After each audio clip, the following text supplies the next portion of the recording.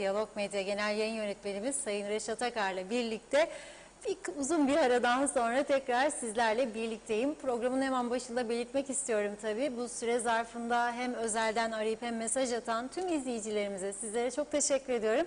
İyi ki varsınız diyerek başlıyorum. Hemen bugünün konu başlıklarını sizlere kısaca aktarayım. Evet, mecliste hükümet programı okundu. Sırada seçim var. Bu kadar kısa süre zarfında tabii hükümet neler yapacak ya da neler yapabilir konuşacağız. Öte yandan Ünal Üstel, Sağlık Bakanlığı görevini Sayın Ali Pilli'ye devretti. Bu konuyu da ele alacağız. Diyalog Gazetesi'nin manşet haberini ekranlara taşıyacağız. İçiyorlar, uçuyorlar başlığı atıldı. Evet, çok kapsamlı bir konu. Trafik kazaları, yollardaki tehlikeler, hepsini ele alacağız. Durum gerçekten çok ciddi. Her zaman olduğu gibi tabii ki hepsi ve daha fazlası olacak programımızda. Sizlerin de yorumlarıyla, sorularıyla programımıza başlıyoruz. Sayın Akar, merhaba.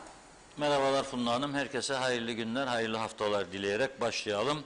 Evet Funda Hanım, nihayet bir hafta 10 günden sonra teşrif ettiğine tatiller, temaslı halleri falan maalesef arka arkaya geldi. Uzun bir ara vermiş oldu. Bugün birlikteyiz yine. Evet, sizlere tabii çok güzel haberler vermek istiyoruz. Bugün aslında önemli diplomatik görevlerde bulunmuş bir bayan arkadaşımızın paylaşımını görmüştüm sabahleyin. Oldukça dikkatimi çekti, okudum. Özeti şu, diyor ki, yani ben diyor Amerika'da bulundum diyor. Orada diyor sabahleyin uyandığımızda diyor, televizyonu açtığımızda hep moral bozucu haberler görmezdik diyor. Yani insan güne pozitif başlamak istiyor. Haber programları da sabahleyin diyor ve diğer programlar da pozitif, moral verici nitelikli olurdu. Doğrudur. Öyle olması lazım. Ama ve lakin bizim ülkemizde o kadar çok can sıkıcı gelişmeler yaşanıyor. O kadar basit işleri çözemiyorlar ki bu ülkede, mecburen arkadaşlar da sabahleyin uyandıklarında, gazeteleri aldıklarında önündeki haberlere göre konuşuyorlar. Bu çok normal. Bizler de öğleden sonra akşam saatlerinde sizlere güzel haberleri vererek başlamak istiyoruz. Güzel haberlerle sizlerle birlikte olmak istiyoruz. Güzel konuları konuşmak, güzel eğlenceli programlar yapmak istiyoruz. Ama ne yazık ki güzel olmayan veyahut da düzelmesi için konuşulması gereken çok konu var. Ve bunları görmezden gelemeyiz, bunları atlayamayız. Çünkü hepimizin içini sızlatan gelişmeler var şu küçücük Kıbrıs'ta. O yüzden mecburen konuşuyoruz.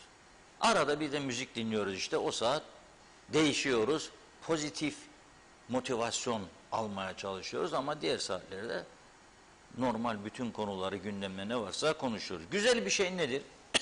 Bugün mecliste tüm siyasi partilerin seçim tarihi konusunda uzlaşması ve bunun 23 Ocak'ta olabilmesi için gerekli ön hazırlıkların yapılması ve Yüksek Seçim Kurulu Başkanı'nın uyarılarını dikkate alarak seçim sonuçlarının daha kısa sürede açıklanabilmesine olanak sağlayacak düzenlemeler için bir araya gelinmesi yönündeki kararlar gerçekten önemlidir. Yani meclisin bugün bu konudaki kararlılığı siyasi partilerin bizleri de memnun etmiştir. Ad hoc komite var, kurulmuş. Bu üyeler kimlerdir? UBP'den Özdemir Berova, CTP'den Fazilet Özdenefe, HP'den Ayşegül Baybars, TDP'den Zeki Çeler, DP'den Serdar Denktaş, YDP'den Erhan Arıklı yer alacakmış bu ad hoc komitede. Şimdi istenen nedir? Burada bizim seçimlerimizden önce ortak bir amaç, ortak bir karar çıkması ve 23 Ocak'ta seçimlere gidilirken yapılabilecek değişikliklerin yapılmasıdır. Bu konuda umarım bu toplantılarda partiler arasında gerekli uzlaşı sağlanır. Meclis Başkanı'nın burada bir açıklaması var. Ad hoc komitenin karma oy sisteminin ortadan kaldırılması ya da değiştirilmesi konusunda çalışma yapacağını söyledi. Şimdi bilirsiniz, bu konu üstünde durmak istiyorum.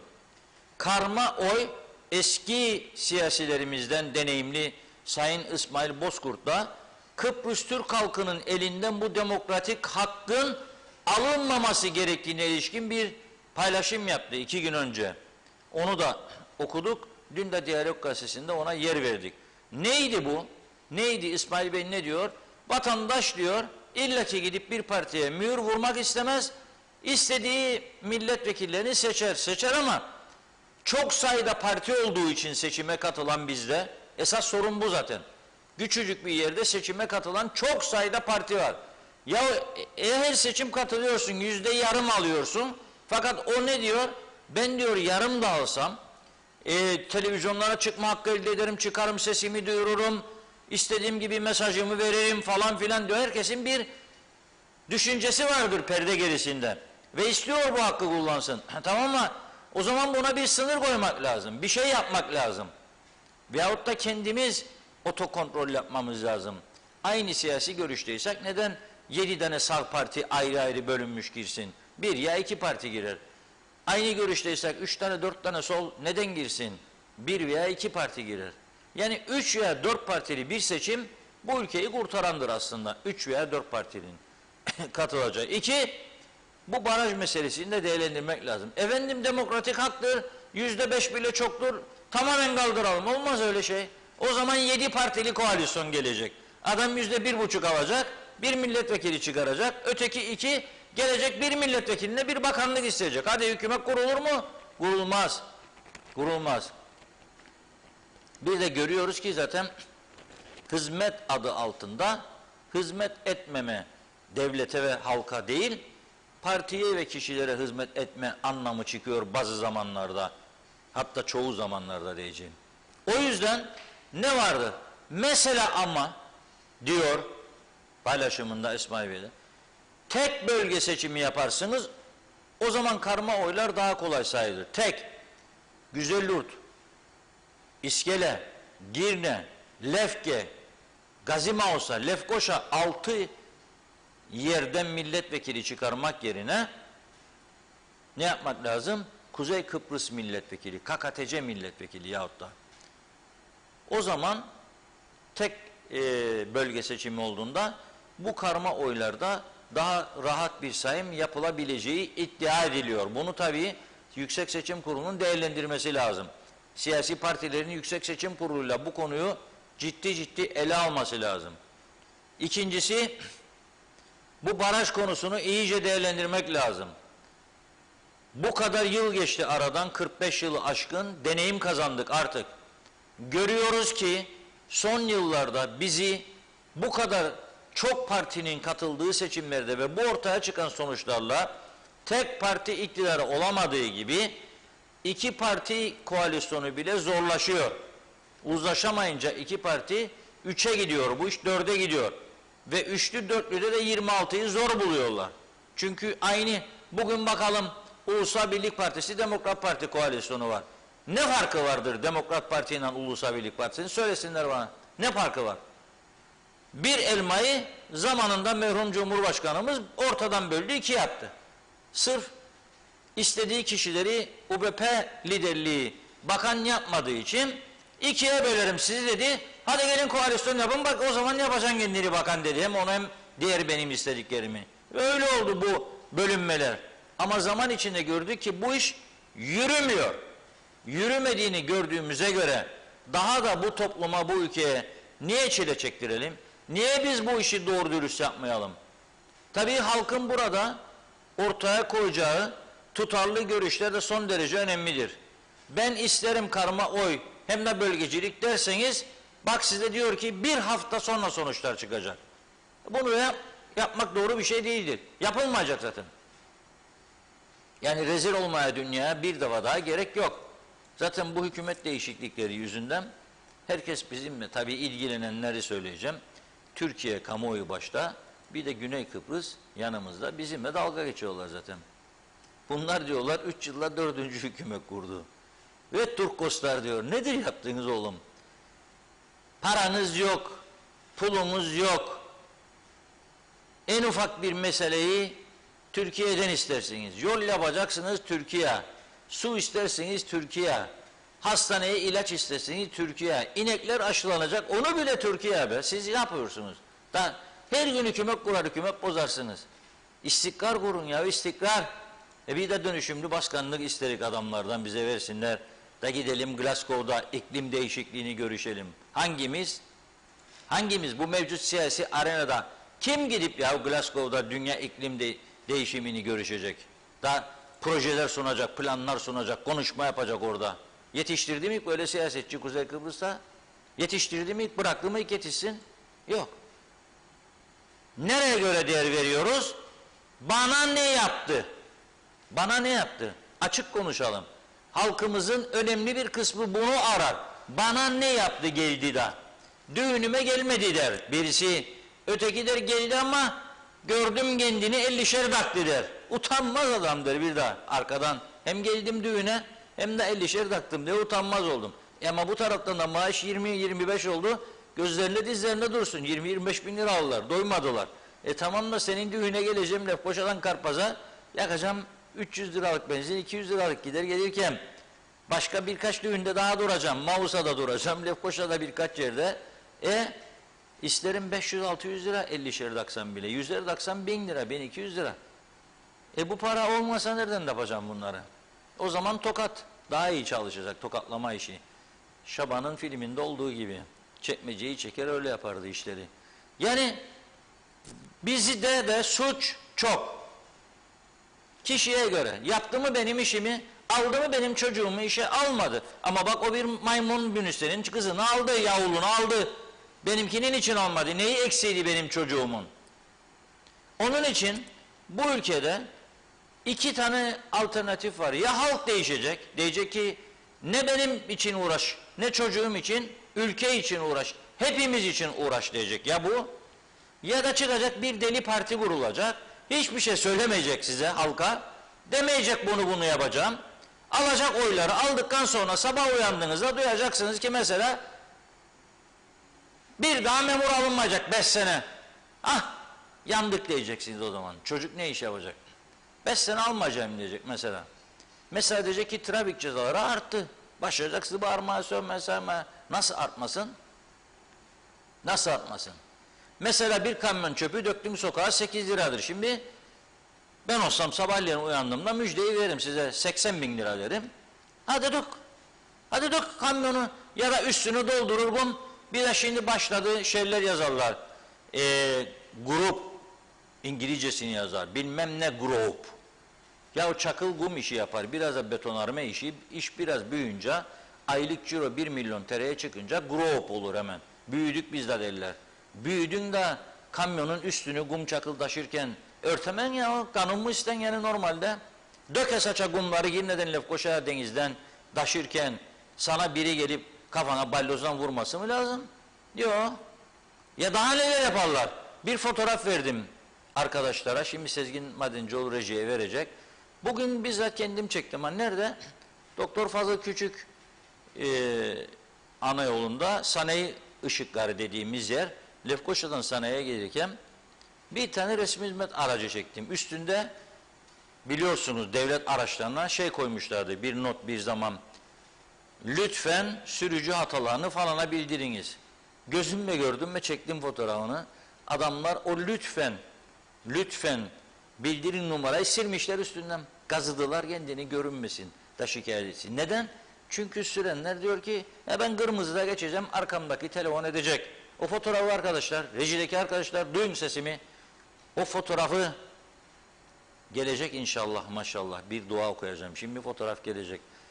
Şimdi niye siliyorsun sen bunu?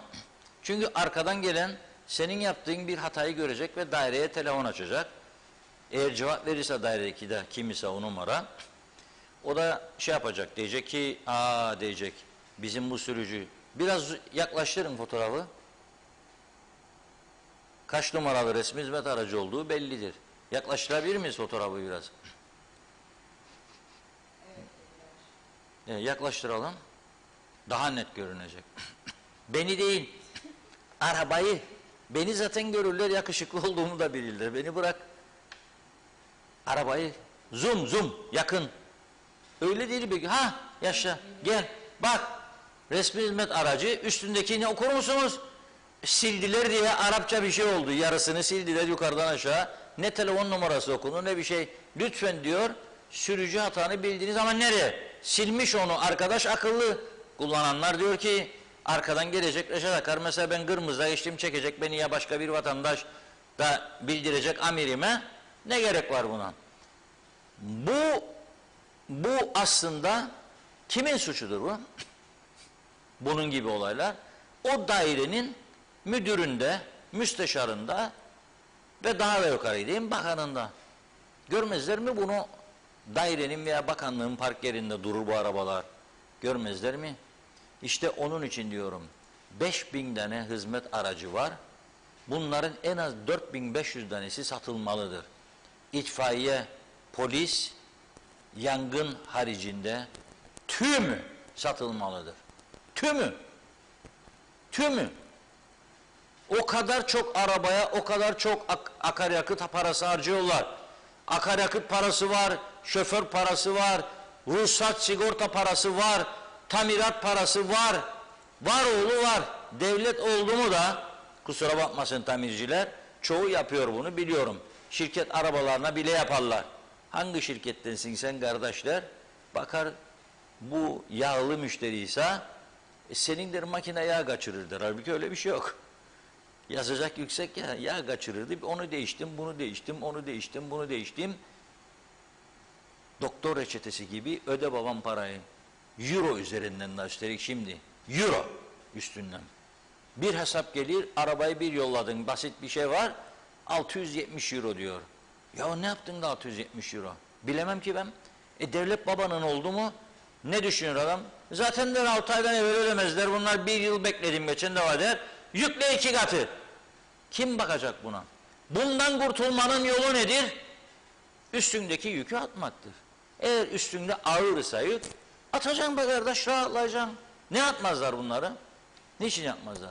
Bu siyaset düzeni, ya bana diyor ki, soruyorum, neden ilaçları alamadın, neden grip aşısı getirmedin? Para yoktur diyorlar. Hala da aynı lafı duyuyorum. Yaşlı adam gidiyor hastaneye, eşi de yaşlı, oturacak yanında kocasının 2-3 saat, 5 saat bakacak kendine, sandalye yok diyorlar. Sandalye yok diyorlar. Sonra o hastanın yakını bana diyor bunu. Sandalye veremediler. Yaşlı kadın kaldı orada, ayakları kurudu. Ne yapayım şimdi? Sandalye, yani sandalye para ister. Basit bir şeydir. Çok para da istemez ama ister bir miktar. Hastaneye sandalye alacak parası olmayan bir küçücük bir devletçiğin bu kadar lüks bir yaşam içinde olması doğru mudur? Hiç değildir. Hiç değildir. Kimse kusura bakmasın. Hiç değildir. Kendi kendimizi kandırıyoruz burada sadece. Onun için ben baktım, Faiz Bey'in hükümet programı okundu bugün. Hayırlı ve uğurlu olsun. Birçok başlık okudu Faiz Bey. Motor gibi okudu. Ben dinlerken kendisini dedim ki, bu sembolik bir şey. Çünkü 3 aylık bir hükümet bu okudukların hiçbirini yapamaz. Hiçbirisini. 3 ay. Zaten bunun bir haftası meclise gidip gelmeden geçecek. Programı okudu, ondan sonra program üzerine konuşmalar olacak, oylamalar olacak. İşte bu komite kuruldu. O komite karar verecek, seçim ne zaman olsun, sonra dönecek kendi partisini seçime hazırlamaya başlayacak. Parti meclisleri, MYK'lar genişletilmiş parti meclisleri, bildiriler, broşürler, Türkiye'den araba isteyecekler, miting arabaları, kimisi AK'tan, kimisi CHP'dan isteyecekler, alışta hem şikayet ederi gelmez isterler. Gelsin bize de oradan bir araba, seçim arabası, böyle dev gibi bir seçim otobüsü, çıkalım onun üstünden nutuk çekelim. Anada ne varsa bizde de olacak dedik ya, gelsin mi o da gelsin. Ama öte taraftan düşünmediğimiz bir şey vardı. Ya bu ayakkabı bize büyük, Bu oynadığımız siyaset oyunu bize büyük, ayakkabı büyük. Senin ayağın 42 ise benimki gibi 48 numara giyemezsin arkadaş. Giyemezsin. Bundan kurtulmamız lazım. Baktım Faiz Bey okudu gitti bugün sağ olsun. Ama ne yapabilir bunun içerisinde diye düşündüm ben. Bir vatandaş olarak. Bir de var. İlk yapılması gereken hastaneler reorganizasyon olması lazım. Çabucak. Özellikle bu pandemi. Yorgunluk var orada. Adam gidiyor yapıyor PCR testini. Pozitif çıkarsa 7 ay vay demektir. 7 ay vay. Çünkü o testin doğru olup olmadığından bile ben emin değilim. Cumartesi yapar negatif, pazar yapar pozitif. Nasıl olur ya? Olurmuş. Kendi bir takım veriler üzerinde durur. Veya kaybolur. Kaybolduktan sonra galiba pozitif de o der. Galibası var mı bu işin? İnsanlar mahvoldu ama 10 gün kapattın eve, iş yok, güç yok, para yok, sıkıntı var, bunalım var. O hastane bence diğer hastanelerde tabii yorgun düşmüştür. Yeterli uzman doktorumuz yok. Takviye edilmesi lazım. Birkaç tane acilen bu 3 ayın içinde pandemi hastane ve acil servislere doktor bulmak lazım. Uzmanlaşmış, acil servis doktoru getirmek lazım. Yanlış iğne yapmasın vatandaşa da gitsin bay bay. Yapıyorlar demiyorum ama yapmazlar da demiyorum. Doktorları üzmemek için. Bak yapıyorlar demiyorum ama yapmazlar da demiyorum. Ben yaşadım. Benim abimin elinde elektro çekiyor, bakıyor hiçbir şey yok, temizdir diyor. 1 saat sonra ölüyor adam. Meğer kalp damarları tıkanmış ve elektroda da görünüyor. Bunu başka uzman bir kalp doktoruna gösterdim. Evet görünüyor dedi. Bunu otopsi yapan doktora sordum. O kesinlikle kalp krizinden gitti dedi. Belliydi dedi elektroda. Ama ben emin olayım demesinler ben yanlış yaptım. Bir de Türkiye'den de aynı rapor geldi. Nasıl? Yapılıyor işte. Yapmaz demeyeyim. Uzman doktor acilen özel bir kararname çıkarıp yasa gücünde ayda 50 bin maaşlı, 60 bin maaşlı 3-5 doktor getirin bu ülkeye, kurtarın insanları. Çünkü güneye gitmeye başladık hepimiz. Bakın başladık, gidebilen gidiyor. Ve tabii vatandaşın çok da parası gidiyor. Birinci sorun budur arkadaş, birinci sorun. Birinci sorun budur. Eksik ilaçları getirmektir. Bu 3 ayda yapılabilecek. Para yoksa nasıl getireceğim? İşte ha bak söylüyorum sana 4000 tanesini yarın sabah çıkar satışa. Kaynak yarat. Ayrıca yolda giden her 10 arabanın 3 tanesi 4 tanesi bilir misiniz ki ruhsatsızdır. Bunu durduramazlar mı? Kim durduracak? Denetim yapması lazım polis. Bazı tabii çok bizim o kadar zekamız çalışmaz ama çok zekası iyi çalışan bazı siyasetçiler der ki efendim polisiye tedbirlerle önlenemez bu işler. Yahu Amerika'da tabii ki önlenemez. O kadar dev ülke. İngiltere'de tabii ki. Onlarda radarlar madallar var, onlar da görüyor. Oturduğu yerden görüyor arabaları. Sende radar yok, bir şey yok. Nüfus da göçük. Neden polisiye tedbirinden önlenemesin sende?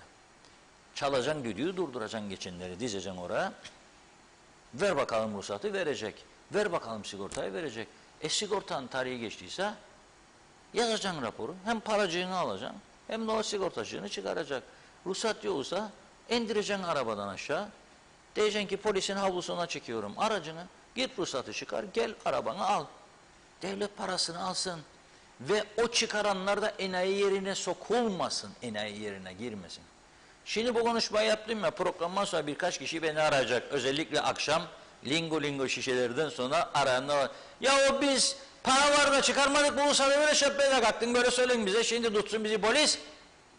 Yani çıkarmama destek ol diyor bana. Ben daha siyasetçi değilim ha. Bir de siyasetçi olsam ne yaptın ya, mı izleyeceğiz ha, koyuyorsun sen. Nasıl ya, bedava araba süreceksin ya Allah. Yoktur para, işsizim. Ne yapayım? Ödeyecek, sen de ödeyeceksin. Ödediği gibi ötekinin. Devlet de ona göre sana ilaç alacak, yol yapacak. Tabii bunlar maaşları harcar, o ayrı mesele. Ayırması lazım. Bu 3 aylık sürede bu yapılabilir. Yol vergisinden, ruhsat parasından maaş ödemeyeceğim artık. Bu para yol yapımına gidecek, bu para şuraya gidecek. Trafik önlemlerine gidecek. Polis alacağım, trafik polisi. Ama yapmazlar. Peki şimdi bu kadar araba ruhsatsız gezerken ruhsat çıkaranlar enayi sınıfına girmiş olmuyor mu? Bu da ne diyor adam? Benim komşum yoktur, ben de. Kim denetler zaten diyor. Hani de gerçekten de kim denetler? Polis mi kaldı? Polis nelerle uğraşıyor? Biraz sonra geleceğim. Sonra bana o bayan arkadaş diyor ki pozitif bir şeyler verin ki güne pozitif başlayalım. Bizim program akşamdır. Akşam uyumazdan önce de pozitif mesaj vermek lazım ki herkes mutlu olsun. Duşunu yapacak, eşiyle birlikte bir iki tek atacak veya atmayacak. Yemeciğini yiyecek, çaycığını şıngır şıngır içecek. Sonra uzun bir gece olabilir. Moral olması lazım. Moral vermek lazım. Sinirler gergin olmaz hiçbir şey. Ne kitap okuyabilir, ne birbirlerine şiir okuyabilirler, ne şarkı söyleyebilirler. Kafada sorun var. Ama ben ne yapayım? Gördüklerimiz iyi bir şey değil. Bu bizi yaşattıkları iyi bir şey değil. İşte onun için diyorum Faiz Bey, acilen. Yarın sabah yapabilir bunu. Bekleme başkası gelsin yapsın. Çünkü puanı onlar alacak Faiz Bey. Bak söylüyorum. Sen yap, sen al puanları. Seçim de var üstelik. Sabah koy. Ama Faiz Bey yapamaz. Çünkü bu araba yığılmaları iki büyük partinin onayıyla gerçekleşiyor. Hep onlar yönetti ülkeyi. Bir de 3 değilim. Şimdiki koalisyon ortağı da hep içindeydi uzun yıllar. UBP iken UBP'ydi, ayrıldı, DIP'ı oldu. DIP'dan da aynı şey. Onlar artırdı devamlı. Çünkü otogalerisi işleden bazı dostları vardı der. Hadi geldin hükümete biraz destek ol bize, işler çok kötü. Al 5-10 tane araba rahatlayalım. O da bakanlık müdürüne talimat verir. Eksik arabamız var mı ya, sor bakalım diğer bakanlıklara da alalım. Çünkü bizim arkadaş lazım satsın. Alınca bir markayı öteki gelir. Ne ya, biz de sana destek olduk. Ne oldu bizim? Bizden de alalım onlarla senden. 7'den de onunla alalım. Öyle de dayadılar 5000'e. Burası sanki Brunei Sultanlığı'dır. Ve şimdi 3 ayda sen hiçbir şey yapamam. Ne o ne bu ne bu. 2, ne yapabilirsin? Sınır kapılarını kim yapar? Teknik komite var. Ben olsam şimdi bu saat giderim başbakanlıktan çıkıp çağırırım ya teknik komite. Gelin buraya. Cumhurbaşkanlığı falan da ama veya Cumhurbaşkanı'na giderim. Çağırın bu teknik komiteyi de şey yapalım. Hadi ara Rum eş tarafı teknik komitesini de deyin önlerine. Kapıları istediğiniz açalım, artıralım hadi. Mausa kapısını açalım. Mausa kapısını açalım. Bugün güneye gidip geldim böyle kısa süreli. Baktım gene yoğun arabalar gelir. Yahu dedim bereket yağar bu tarafa. Bizimkiler o tarafta hükümet kurma, hükümet bozma, hükümet programı okur. Atok komite, bilmem ne komite. Yan gel Süleyman, bastır Hüseyin, bastır Osman, Ali topu at, tut Ali tut. Ali Bey gider 8 ay, 8 ay sonra gelir gene 3 aylığına, gene gider. Ya bununla uğraşıyor, bu taraftan gelir paralar, kap be parayı. Yok. Artır kapıları yok. Bunu yapabilir. Eğer Rum tarafını ikna ederse. 3 kapıda, 4 kapıda aç. Topla parayı, akarken, çeşme akarken kova doldurulur. Su akarken doldurursun. Su kesildiğinde kova boş kalır. Bunu yapabilir hemen Rum tarafını ikna ederek. 3, Türkiye, İngiltere'den gelmek isteyenler şu caydırırık, onları teşvik edersin. Cumartesi, pazar Diyalog Gazetesi'nde çok güzel haberler vardı. Okumayanlar kaçırdı. Neydi? Mesela cumartesi günü Larnaka Baf Havaalanı'na inen uçak sayısı 96. 66 Larnaka, 30 Baf. Ercan'a 20. Aradaki farka bak sen, 4 kat. 4 kat. Şimdi o ne yapıyor? Getiriyor binlerle turist, 2 aşı, hoş geldin der İngiliz'e. En çok da İngiliz turist gider. O İngiliz'le temas eden Rum, yemek verir, içki verir, dans eder, oynar, plaja girer çıkar. Korona olmaz. Bizim tarafa geçerken demeyik biz Rum'a mesela. Sen İngiliz'le dans ettin, yemek yedin, yemek verdin, servis yaptın, barda içtin diye bir soru sormayık değil mi? Kim gelenin nereden geldiğini nereden bilirik biz? Çift aşıyı göster, gir Enrico derik. Öyle mi? Öyle. Peki İngiltere'den geldiğinde benim akrabam Hüsnü Mustafa, Ayşe Hanım, neden ben ona 2 aşı bir de PCR derim da yetmez. bir de eziyet çektireceğim. QR'mış, adapasmış, paspasmış. Yapamıyorlar ya, yapamıyorlar. Ve gelmiyorlar. Bu yüzden de sövüyorlar bize açık açık. Sövüyorlar, kendi ülkelerine sövüyorlar. Sizden hiçbir şey olmaz diyorlar. Nedir bizim bu yapacağımız? Kaldırma faiz bey fazlalıkları paspasmış, maspasmış adamlar dosyayla geliyor. Yapma bunu. 2 aşıyı iste tabii. Ha çok daha fazla Facebook'tan saldırıları önlemek için daha fazla kendini garantiye alasın diye. Bir de PCR de hadi. Rum tarafını istemediğini sen iste. Ama ötekilerini kaldır. Sorundur. Devamlı o şirketlere de para veriyorsunuz. Çöktü be efendi şirketler. Biraz haşmini artıralım, güçlendirek. Para gele. Al parayı. Bileklikmiş. Türksel ihya oldu bu işten. Ver babam ver Türksel'e paraları. Yetmez mi artık be birader bu? Ha? Yetmez mi bu? Ona bileklik, buna bileklik, ona bileklik, buna bileklik. Olacak iş değil bu iş ya. Kendi kendimizi kandırıyoruz. Durdur bunları. Artırdığın parayı ilaca ver. İlaca, kanser hastasının ilacını al. Yaşlıların grip aşısını al. Yok ki bana başka yerlere milyon paralar gider. 20 milyon oraya, 80 milyon buraya, 60 milyon buraya. Kısa sürede yapabileceği işler bunlar. Başka hiçbir şey bu 3 ayda yapamaz. Zaten zamanı yok. Ha bir de polisin sayısı yetmez dedim ya. Polis Genel Müdürü'yle konuşup gerekirse içte idarede olan bazı personeller dışarı çekerek bu denetimleri artırabilir. Ben olsam yaparım bunu. Çok eminim yani. Denetimleri artırabilir. Biraz daha huzur ve güven gelir bize.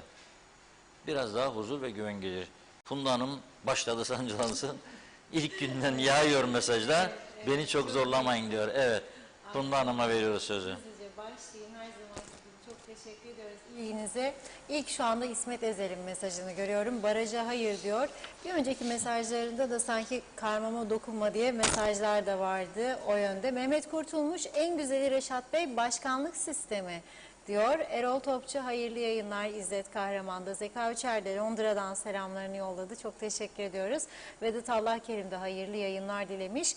Musa Su İçmez baraj 10 karmalar kalkacak. İstikrarlı bir icraat hükümeti oluşturulması ve halkımıza hizmet yönünde irade aşikar olmuştur. Yeni yüzler, yeni hizmet kahramanları bu ülkeyi düzlüğe çıkaracaktır. Muhasebe zamanı yazdı. Erol Hasan Avustralya'dan geçmiş olsun dileklerini de iletti. Çok teşekkür ediyorum. Çağatay Donlar Maymun Munise filmi yazdı. Hiç güleceğim yoktu diyor. Doğan Falyalı iyi ya madem büyüdü büyük vergi de versin diyor. Hep cebe olmaz. Bülent Küçük. Evet gerçekten son dönemlerde çok ilginç zamanlar yaşıyoruz. Bizlere göre halkın iyiliği adına seçim barajı %10 olması gerekir ve özellikle anlayamadığımız bir konuysa şu küçücük adanın büyük sorunlarını çözmek istemem becerisi ve problemleridir. Saygılar, selamlar. Levent Yüksek, Milli Eğitim ve Kültür Bakanı Olgun Amcaoğlu yüksek öğretimde yüz yüze eğitime geçme kararının ardından 26 bin, 28'i Türkiye'den olmak üzere toplam 42.207 üniversite öğrencisinin ülkeye geldiğini açıkladı. Kuzey Kıbrıs'ta aktif öğrenci sayısının şu anda 72 bin civarında olduğunu ancak önümüzdeki günlerde bu rakamın artacağını da ekledi diyor. Nazime Nalbant, Funda Hanım Reşat Bey böyle nasıl olacak? Bir türlü birbirleriyle anlaşmalar olmazsa daha ne kadar üzüleceğiz, ne kadar zamlarla uyanıp kalkacağız? Herkes halkını düşünmüyor, kendini düşünüyor.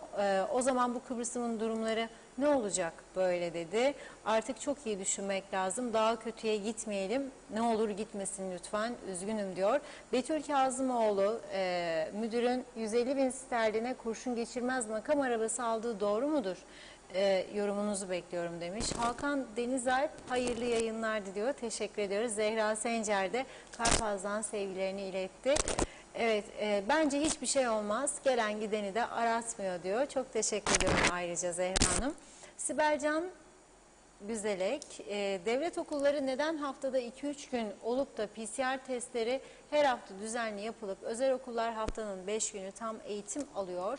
Bu nasıl eğitim politikası? Devlet okulunda korona var da özellere korona yok mu? Eğitim her yerde ve her şartta eşit olmalı. Eşit olması için imzaya gerek yok. Bakanlık bunun farkında değil mi? Çocuklar bile soruyor, özellere korona yok da bize mi var? Bizler de her hafta test yaptırıyoruz. Eğitimi yok sayanlar geleceği yok ediyor. Farkında değiller mi demiş. Turgay Gezen, karma oyun kaldırılması bence doğru olandır dedi. Seçmenler ilke ve programlarını beğendikleri siyasi partiye mühür vurup sadece o parti içinde tercih yapmalıdır. Bana göre seçim barajı da yükseltilmeli ve %10 olmalı. Bu demokrasi dışı olarak niteleyenler bence doğru yapmıyorlar. Seçim barajı %10 olursa küçük küçük partiler bir araya gelecek ve böylelikle meclisin yapısı daha sağlıklı olacaktır dedi. Evet, İsmet Ezel resmi hizmet araçları satılmalı hemen yazdı. Natalya Dede iyi yayınlar diliyor. Taner Sami Selçuk, devlet fazla memurun maaşlarını ödeyip evine yollarsa daha karlı çıkar. Fazla araçların satılması gerek. İzzet Kahraman, Reşat Bey, Kuzey Kıbrıs Türk Cumhuriyeti 47 yıldır hiç kendi parası olmadı. Olmayan parayla nasıl olur diyor. Moran Açık Ada, benim dairede parti meclisi üyesidir diye işe gelmeyenler var Reşat Bey. Ek mesai kimin umurunda? Tema Yavaş Londra'dan selamlar dedi. O da iyi yayınlar diliyor. Mehmet Akın, yine pozitif vaka, yine okullar, ilkokullar tatil yazmış. Barış Erdoğan, Reşat Bey hayırlı akşamlar. Resmi hizmet araçları, bunun anlamı şudur: resmi hırsız aracı. Anlamı budur diyor. Milletin parası, vergiler nereye gidiyor? 70 binin üstünde avcı var. Kişi başı 1000 TL. Bu paralar nereye gidiyor? Bir açıklasın lütfen dedi. Mehmet Akın bir diğer mesajında eğitim felç bu yılda böyle geçiyor yazmış. İsmet Ezer, karmayı kaldıralım, mühürle birlikte parti seçme, adam seç dedi. Fatoş Köroğlu iyi akşamlar, iyi yayınlar yazmış. Hasan Nihat Erdoğan, vergi listelerinde yatırım bütçesi saklıdır.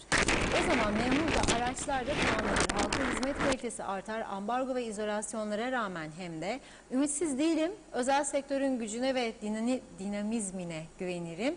Bir de ambargosuz olsak bu ekonomi uçar, emin olunuz yazmış. Fatoş Köroğlu iyi akşamlar dedi. Evet, Barış Erdoğan, adamlar resmi hizmet aracıyla lavaboya gidiyor. Vatandaşa hizmet yok, acınacak durumdayız yazdı. Cengizhan Refikoğulları da iyi yayınlar, teşekkür ediyorum. Hoş bulduk, ben de çok özledim. Hayırlı haftalar, sağlıklı, mutlu, iyi haberler olsun inşallah. Vedat Özkan, iyi akşamlar Reşat Bey. Kuzey Kıbrıs'ta vekiller seçilmek için vatandaşı kamuda işe alıyor. Daha sonra denetlemiyor. Niçin diğer dönemde vekil olmak için kamu çalışanlarına müdahale etmemek gerekiyor? Aksi halde tekrar seçilemem zihniyeti, böyle ülke yönetilmez dedi. Evet, İsmet Ezel, mecbur olmayalım, 50'sine de oy vermeyelim yazmış. Natalya Dede, evet gerçekten yazıklar olsun, çocuklar okulda geri kaldılar. Her 3 günde bir PCR test istiyorlar. Okulda vaka çıkıyor. Bizde çift aşımız var. Test yapıyoruz. Kendimi sorguluyorum. Bu çocukları aşı yapan ve aşı yapan ve yapmayanlar arasında ne fark var demiş. Ahmet Halil iyi yayınlar diledi, o da. Teşekkür ediyorum. Hoş bulduk. Hasan Nihat Erduran, öğretmenler, sağlıkçılar, savcılar, yargıçlar, polisler parayı nereden kazanacak ki? Maaşlarını vesaire çıkarsınlar. Devlette gelirler havuzu tektir dedi. Ferit Ergun da, kim kime ceza kesecek? Herkes birbirinin yeğeni. Evet, Barış Erdoğan, daha bugüne kadar dürüst bir yetkili görmedim. Elini masaya vursun. Sorun çok. Yol kenarları otlarla dolu. Doğru düzgün yol yok. Hangi birini sayalım? Sorun çok. Çözen yok maalesef. Doğan Falyalı'da resmi hizmet araçları satılsın diyor. Görevliler bisikletle gitsin. Sibelcan Güzelek, eğitimi yok edenler geleceği yok ediyorlar. Gelecek yok olursa iyi avukat, doktor, mühendis iyi bir eğitimle olur. Bir varmış bir yokmuş eğitimle, çocuklar okuldan soğudular. Eğitimde eşitlik istiyoruz. Ferit Ergun yine sorusu var, aktarmış olayım ben ama. Reşat Bey, yaşım 65, yasal bir yere imza atacak olsam yasa gereği sağlık raporu isterler mi? İster mi devlet diye soruyor. Evet, öyle bir şey duymadık. Vicdan İsmail de, doğruları konuşan kanal, hayırlı yayınlar demiş. Barış Erdoğan, Evet, adamlar 2 saat mesai yapıyorlar, 8 saat yazıyorlar. Bu iş böyle, yiyen yiyene, bu olaylara çok şahit oldum diyor Barış Bey. Hasan Nihat Erduran da bu memlekette kaç kişi torpilsiz dokunulabilir acaba? 50.000 kişi belki. Neden bu statüko bozulsun? Basına kim dokunabilir? Üniformalılara, yargı mensuplarına, belediye başkanı, meclis üyeleri, bakanlara, milletvekillerine, üst kademeleriyle sendikacılara kim kaldı geriye diyor. Maşallah statükoya yazmış. Mehmet Uluçay ile hoş bulduk. İzzet Kahraman. Sizi de görmek güzel. Çok teşekkür ediyorum. Evet, bakıyorum. Aykut Gürel, iyi yayınlar. Karma kalkması zor demek istedi herhalde. Lakin baraj %10 olması lazım diyor. Erol Topçu, teşekkür ediyorum. Turgay Gezen, Faiz Bey'e fazla yüklenmeyin demiş. Hükümet daha güven oyu almadı. Koltuğa bile doğru dürüst oturmadı. Kangreni merhemle değil, kesip atacağım diyor. Ne yapacağını takip edip hep birlikte biz de göreceğiz. Fikret İpekçioğlu Londra'dan yazdı. Evet, yok mu bir baba yiğit? Meclisi tersine döndürsün, belki uyanırlar demiş. Evet, birkaç mesaj da aktarıp ara vereyim. Ömer Bozkara Vezirler pandemiden bu tarafa. Telsim Turkcell oteller ihya oldu. Özellikle Turkcell Telsim elektriğin kilovatından telefonların 1 dakikası daha pahalıdır diyor. Hele bir de 11.11'i 11.02'yi aradıysanız evet. Mehmet Ki adı İskele çemberinde 7/24 polis bekliyor. 30 kilometreyi geçtiğin zaman ceza kesiyor. Polis var burada yazmış. Emine Özatilla'da evet hoş bulduk. Çok teşekkür ediyorum. Evet, yeni hafta sağlık huzurla geçsin. Sizleri çok özledik. Kolay gelsin. İyi ki varsınız. Sizler de öyle. Kartal İbrahim Musa, kolay gelsin. Baraj neden yükselmiyor? Yoksa böyle iki vekille bakacak bu halk yazmış. Arif Mustafa Cüce'de benim de bir fikrim var. Bu ülke yönetimine Reşat abim gereken her şeyi söylüyor. Bize gerek kalmıyor demiş. Vedat Özkan, evet meclis kasıtlı olarak toplanıp çalışmadığı sürece ekonomi olumsuz etkilenir. Bugün Sayın Sucuoğlu yapılacak işleri sıralarken Sayın Rauf Denktaş'ın beyin mezarının etrafının restore edilecek dedi. Bu iş belediyenin işi, mecliste gündeme gelmesi garip diyor. Şimdiye kadar zaten yapılması gerekirdi. Nazime Hanım da sizleri zevkle dinliyorum. Soğuk olan Londra'dan herkese sevdiklerime selamlar. Çok teşekkür ederim Nazime Hanım. Allah hepimizi nazarlardan korusun. İyi mutlu akşamlar diledi. Çok teşekkür ediyoruz. Fatoş Göroğlu da geçmiş olsun diyor. Çok çok teşekkür ediyorum. Şükrü Özgen de Gaziantep'ten selamlarını yolladı. Çok mersi. Salih Muğlalı teşekkür ediyorum. Evet, Natalya Dede de iyi ki varsınız demiş. Evet, mesajlara burada bir ara vereyim. Sonrasında devam edeceğim. Sözü Reşat Bey'e bırakıyorum. Bırakayım mı? Evet, teşekkür ediyorum çok. Tabii Funda Hanım habire hoş geldin, hoş bulduk, özledim mesajları. Bu da 2 haftada da gelmez artık. Biriksin diye. Olur mu öyle şey? Şimdi çok mesaj geliyor özelden de, teşekkür ediyorum tabii. Onlara baktım bu arada Funda'nın mesajları okurken. Mesela İrfan Güneysoy arkadaşımız, Güney Kıbrıs'ta çalışan Larnaca Havaalanı'nda turistlerle teması olan birisi. Diyor ki, bugün Larnaca Havaalanı'na geldi diyor sağlık ekibi ve turistlerle çok temasımız var diye diyor orada çalışanlara. İsteyene yaşına bakmaksızın grip aşısı yaptılar diyor. Bakınız, iki taraf arasındaki farkı söylüyorum. Orada çalışanların turistlerle yoğun teması var diye normal korona aşılarının dışında grip aşılarını yapıyorlar. Bize daha grip aşısı gelmedi. Ve bir gerekçenin arkasına saklandılar. Dediler ki, Türkiye ihracat yapamıyor, bilmem ne yasakları konduğu için. Güney Kıbrıs'tan da alamıyoruz. Senin Türkiye'den alamıyorsan, Avrupa Birliği kapısı var orada, istersin. Mecburdur buraya olasın, mecbur. Parasını verirsin, Güney Kıbrıs'ın yaptığı gibi aşılarını da alırsın. Mecbursun bunu yapmaya. Kendi toplumunu, para yoktur. Ya da ne bileyim ihracat yasağı vardır deyip de aşısız bırakamazsın. Çok basit bir mesele bizde sorun oluyor. Çok basit mesele. karar almak, fikir üretmek ve harekete geçmek zaman alıyor. İnanılmaz. Tabii bunda biraz da yetki kullanımının sınırlı olması gibi bir durum da olabilir. Ürkeklik deyim yahut da. Ona soracak, buna soracak, ondan izin, bundan yetki, bundan falan. Uzuyor da uzuyor gidiyor.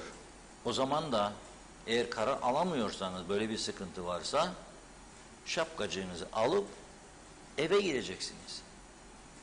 Eve. Faiz Bey'i eleştirmiyorum burada bugün. Daha hiçbir iştahat yapmadı ki eleştireyim. Yalnız hükümet programını okudum diyorum.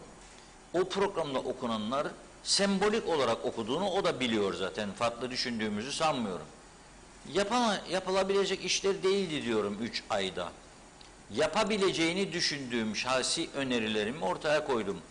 Bir tanesi, tekrar ediyorum, sınır kapılarının çoğaltılması, daha çok araba gelip daha çok akaryakıt ve bunun yanında diğer şeyler söylemeyeyim, satılıyor zaten. Gıda iş malzemeleri var, başka şeyler var. Biraz daha gelirleri yükseltip bundan çarşının mutluluğunu artırmak, insanlığı artırmak ve hazineye de para hatta düşürmek. İki diyorum, Christmas geliyor, yılbaşı var. İngiltere'deki insanlarımızı, yaşlıları o soğuk havadan, bakın ne diyor? Soğuk İngiltere'den, Londra'dan diyor. Sıcak Kıbrıs'a selamlar. 30 derece ya bizde sıcaklık. Denize girenler var, hafta sonu gözlerimle gördüm. Denize giren var.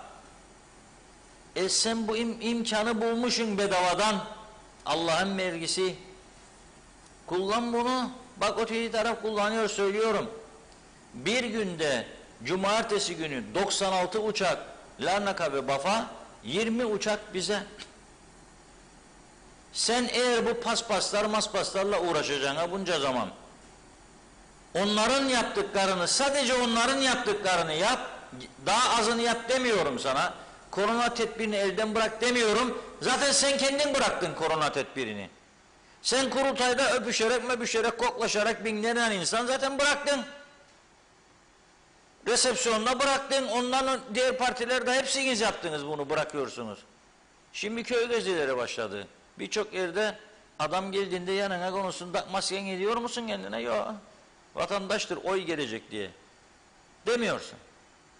Evet, o zaman derdin kimedir senin? Kime sen hükümetçilik, devletçilik gücü gösteriyorsun? Kime? Gelecek olan turiste para bırakacak. İngiltere'den benim vatandaşım gelecek. Nereden baksan 300-500 sterlin akıtacak buraya aileye. Öyledir. Aile yanında kalırsa sabah uyandığı zaman der, evde kalanlardan birine gelir gidelim bir bakalım çarşıda ne vardır. Gider doldurur çantayı, geri gelir. Buradan gideceğinde de 3-5 paket hellim alır. Kaşar peynirini çok sever. Londra'dakiler alır. Götürür. Bir şeyler götürür. Piyasaya bir canlılık gelir. Zeytinyağı çıktı şimdi taze. Tam zamanı. Alır bir şişe, 2 şişe götürür. Biz bunu açamadık. Ben bunu söylüyorum. Bu 3 ayda, yani bu meclisten yasa falan istemediği için bunları söylüyorum. Bunlar ne yasa istiyor ne bir şey. Bunlar hükümetin alacağı bir kararla yürürlüğe girebilecek olan şeyler. Buradan toplayacağı paracıkları da diyorum bir an önce eksik ilaçlarımızı alsınlar, getirsinler. Çünkü vakalarda artış var. Hem koronada hem gripal enfeksiyon. Kaça mal alıyor biliyor musunuz siz insanlara? Kaça? Gidiyor doktora, diyor ki doktorum diyor, titremem var, üşütmem var, halsizim, başım şu bu. Doktor tahlil yaptırıyor. Diyor senin vücudunda diyor çok bakteri var. Tahlil yaptırırken bir tane de değil. Emin olsun diye 5-10 tane madde yazıyor. Gidiyor tahlilciye. Tahlilci diyor 400 lira tutar ama senden 280 alacak veya 320 alacak veya 340. O adam asgari ücretliyse sadece tahlili verdi 340. Doktora da vermiştir 150-200 bilmiyorum kaç paradır. Reçete viziteler şimdi. Gitti mi 500-550. Sonra doktor yazacak kendine ilaçları. Bir yığın ilaç gitti 1000'lik. Nereden bulacak, verecek? Yani varsa verir, olmayan da veremez. Gerçekten gözümüzün önünde arkadaşlarımız, yakınlarımız oluyor, böyle gidiyor. Perişan oldu insanlar. Çünkü hastaneye gittiği zaman hiç bulmuyor. O ilaç yok, bu ilaç yok. Doktor yok, doktor yok. Doktor yok. Bekliyor da bekliyor. Geçen gün anlattım size. Devlet Hastanesi Lefkoşa, poliklinik var. Yanında başka birkaç tane göğüs hastalıkları var. Şu var, bu var, birkaç hastane. Yürüyerek 5 dakikalık mesafeye bir dosya 3 günde gidemedi. Anlattım size. Kaybolmuş yollar, kaybolmuş. 3 dakikalık mesafeye dosya kayboluyor ya. Sadece postada değildir kaybolanlar. Hastanede. Bunları işte düzene koymak mümkündür 3 ayda, biraz olsun. Tamamen çözemeyiz. Ama biraz olsun sıkı denetim, kontrol, düzeltme şansı vardır kısmen de olsa. Bunu Sucuoğlu hükümetinin yapabileceğini düşünüyorum ve umarım inşallah bunu yaparlar. Çünkü seçimden sonra kim gelirse gelsin bu ülkeye çok ciddi sorumluluklarının olacağını şimdiden söylüyorum. Yani çok ısrar ettiler, dayanamadım da girdim ama ben böyle işlerden anlamam ya da bunu istemem deme yoktu. Çok ciddi sıkıntıların eşiğindedir bu ülke. Çok ciddi önlemlerin alınması kaçınılmazdır. Çok ciddi. Bıçağı yumruğu vuracak sırasında ve önlemi alacak. Başka türlü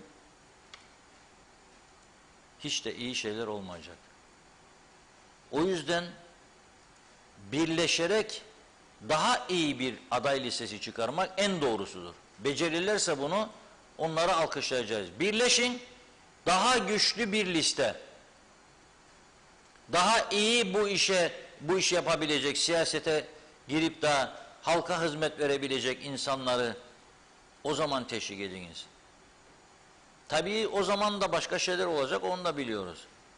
Yani rahatsızlık duyacak olanlar bazı insanların aday çıkmasından saldıracaklar. Sosyal medya vardır, kontrolsüz. Vur Allah Allah kendine.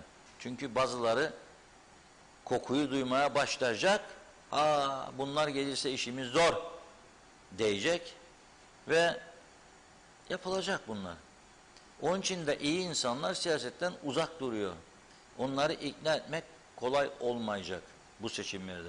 Ama kim gelirse gelsin çok ciddi sıkıntılar var önümüzde. Çok ciddi kararların alınması lazım. Ne yapayım, geldim ama hiçbir şey yapamam diyecek insanlar uzak dursun.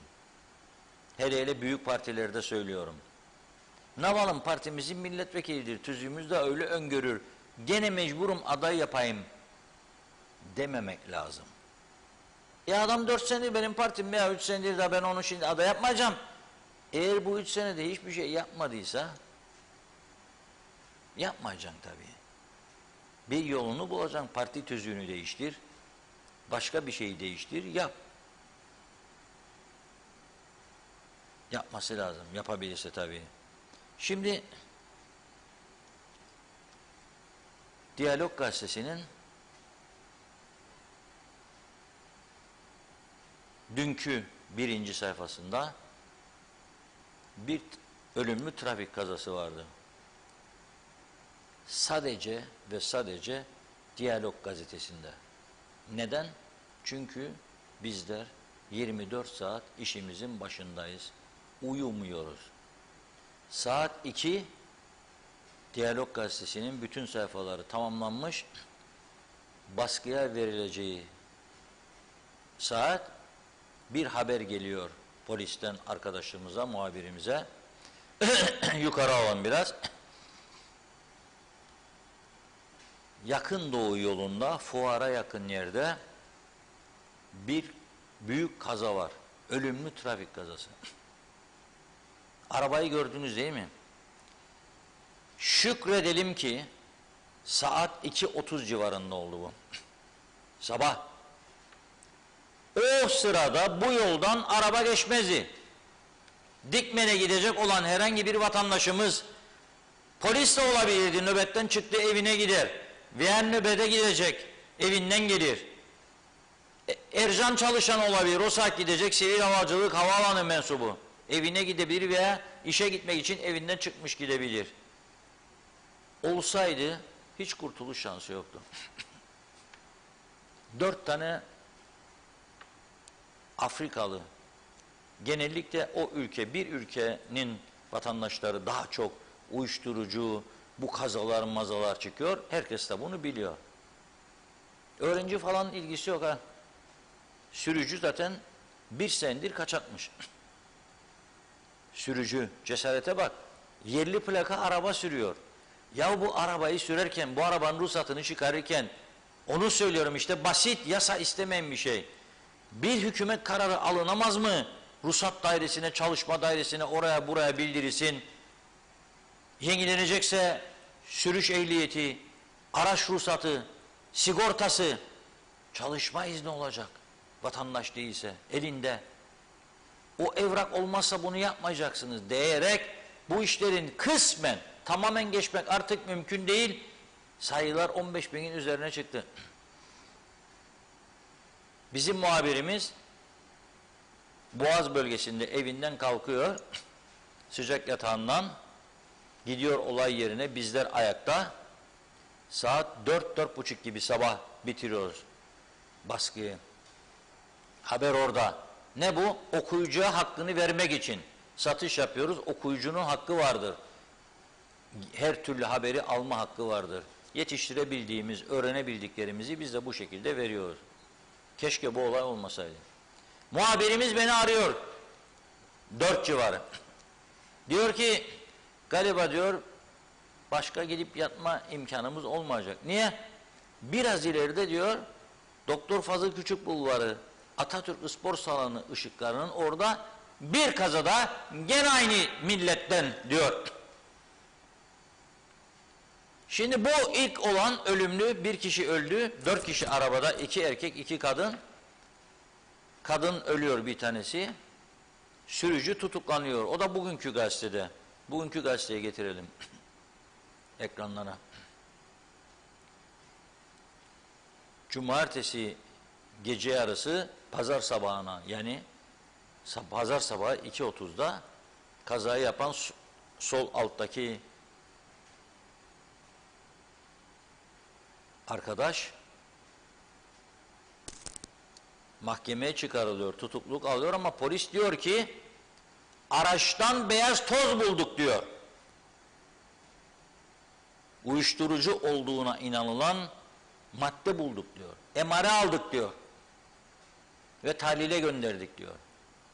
Alkollü ve uyuşturucu tesiri altında olduğu. Bu da işte hemen arkasından Doktor Fazıl Küçük Bulvarı, Atatürk Spor Salonu'nda 300 kusur promil alkol çıkmış bu arkadaşta. 300 kusur. O saat gitti, o da başka yerlere vurdu. Kaldırımlara, oraya buraya darmadan. 2 araba çarpıştı bunda da. 2 araç. Öteki araç da aynı milletten. Basit bir hesap yapalım. 1500-2000 euro alıyor üniversiteler. Öğrenci adı altında geliyor. Kayıp parası. Sonra bunlar kayboluyor. Bir daha üniversite falan yok, dışarıda. Geçen hafta Ercan Havaalanı'ndan geldiği iddia edilen 7 kilo uyuşturucu vardı. 7 kilo, 2,5 kiloya yakını en keskin, en öldürücülerinden. Kokain ve metamfetamin. Gerisi Hint keneviri. Nasıl geldi Ercan'dan girdi? Eğer Ercan'dan girdiyse. Veya başka diğer merkezden. Çünkü sorgulamada nereden getirdiniz? Ercan'dan. Ama Ercan olmayabilir. Adını öyle koymuş olabilir. Nereye gidiyor bu uyuşturucular arkadaşlar? Nereye dağıtılıyor? Kimlere satılıyor? Kim sorgulayacak bunu? Demek ki yollara çıkmak, özellikle gece, ölüm korkusunu göze almak demektir. Ölümü göze almaktır artık Kuzey Kıbrıs'ta yola çıkmak.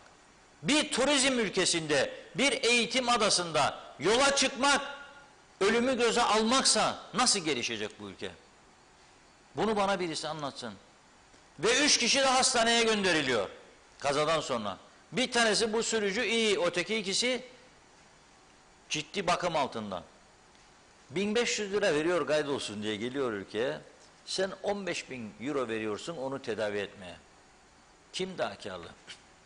Yaşadığın korku, ortaya çıkan bu tehlikeli durum, polisin bütün gece sokaklarda ezilmesi, 5-6 kişilik ekip, ambulanslar.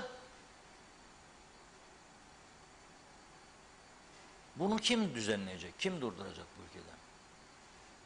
Kim düzenleyecek? Kim durduracak? Yani bu konu hayati bir konu oldu artık. Hayati bir konu. Son bir haftada bugün trafik raporu yayınlandı polisten. Kayda geçen trafik kazası sayısı 66. Bakın bütün polisler bunu biliyor. Yalan söylersem burada düzeltsinler beni. Kayda geçmeyenler çok daha fazla. Arkadan vurdum tak dedin kendisine de biri yaralanmadı, ölmedi. Anlaşın aranızda der polisler zaten. Yoruldular, vakit yok zaten.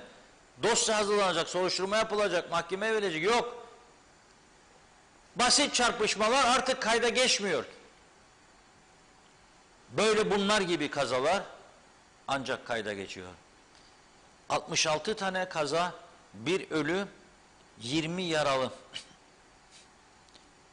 890.000 Türk lirası bir ayda, bir haftada, özür dilerim, bir haftada maddi hasar oldu. O diğer dediğim gibi kayda geçmeyenlerin hasarları dışarı 1 milyonun üstündedir bir haftada. 4 haftada 4 milyon. Hastanenin bütün grip aşılarının parasını çıkarabilir bu arkadaşlar. Eğer trafiğe bir düzen, çeki düzen getirseler. Bu meydana gelen 66 kazanın 22 tanesi aşırı sürat. 3'te biri aşırı sürat yapıyor. Neden yapıyor bunu? Neden?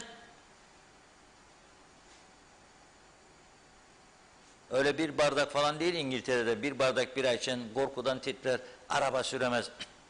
İngiltere'den bir izleyicimiz, bayan da yazıyor bana özelden. Şehir içine gittiğinde diyor 20 sterlin öden. Tabii git West'e bakalım. Hadi gidelim bir hava alalım West'e dediğimin arabayla gireceğinde 20 sterlin ödüyorsun. Bizde olsa olur mu ya, memleketimizin bir köşesine gidecek de para mı verecek? Olur ya, olur. Avrupa isten zaten. Avrupa isten sana disiplin getirecek. Ben hepsinden fazla istiyorum. Bir disiplin gelmesi şart bu ülkeye. Hava güzel, iklim güzel, memleket güzel. İnsanlar da bir zaman güzeldi. Şimdi o kadar değil yani. Gene güzel insanlarımız çok var. Gücenmesinler bana ama eskisi gibi değil. Komşuya da giden içen kahveyi ayrıldıktan sonra yanından başlar dedikodu. Gördün mü oğlum bak yeni araba almışlar. Nerede buldu da aldı? Anlatsın bana külahıma çalıştı da aldı der. Mesela ya o 5 lira kahve içtik ve falıma da baktın. Nasıl olur bu iş? Oluyor. Sorun var. Kafalarımızda sorun var. Korona mı yaptı bunu, ne yaptı bilmiyorum. Ama çok ciddi sorunlar var. En basit meselede kavga, en basit meselede bozuşma, en basit meselede küfür, en basit meselede bir ayrılık, mayrılık, gayrılık, bir yığın mesele. İş değiştirme, işi bırakma. Ne oldu da işi bırakıyor? Kızdı bana usta. Kızacak çünkü yanlış yaparsan kızacak sanki düzelesin diye. Ne diyecek? Teşekkür mü edecek sana? Teşekkür ederse daha çok hata yapacaksın, daha çok zarar vereceksin adama demektir. Teşekkür mü edecek? Ne oluyor şimdi? Bilek derler şeyde, meyhanelerde. Tabii bileğin fiyatı da çok yükseldi. Yahut da zivaniya zamanı geldi şimdi. Bir işte zivaniyayı tekerlersen direksiyon başına gelince sürati yaparsın. Bunu nasıl durduracağım ben? Polisiye tedbir olmazsa. Demek ki olması lazım. Başka çare yok. Her 3 kişiden bir tanesi, o da tesadüfen tutuklananları söylüyorum ha. Yani kontrol vardı da oldu. Yoksa devamlı kontrol yoktur. Yoktur devamlı kontrol. Ekip yok. Veyahut da planlı hareket yok.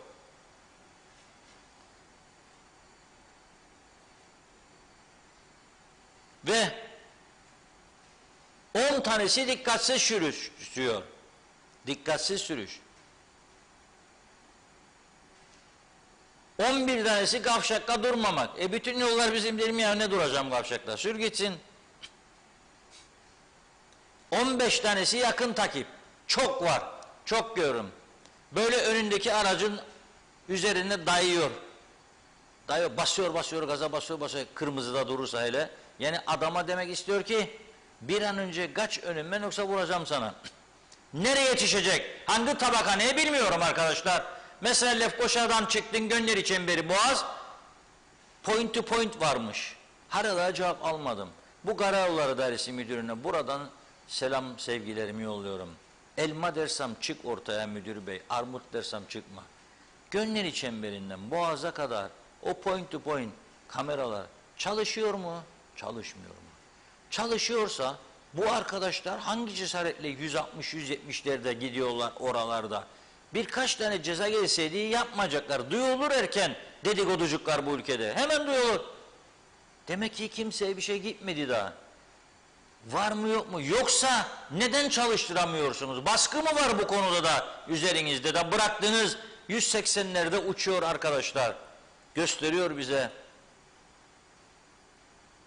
Porsche'unu falan filan yahut da cibini. Bir söyleyin bilelim. Varsa çalışıyorsa da tabela koyacaksınız. Devamlı uyarı. Sadece Türkçe'de değil. Bakın söylüyorum size. Gagabunya'dan geliyor birçok insan. No Turkish. Anlamazlar. İngilizceyi de koyman lazım. Hatta onların lisanından da koyman lazım. Böyle oldu bu iş. İnşallah yaparlar. 3 ayda mesela bu yapılabilir. Yarın sabahtan bu yapılabilir mesela. Niyet varsa yapılır. Yarın sabah. Öyle 3 ayda istemez. Yarın sabah dinledik, bu adam söylüyor bir şey. Hakikaten ya. O yol çalışır mı çalışmaz mı? Çalışmazsan için çalıştırmayı çalıştıralım. Ama tabelaları da koydum. İşsizlik var falan derler herkes. İşsizlik varsa tabelacılar bu işi bir günde 2 günde yapar, sana her tarafa dikerler.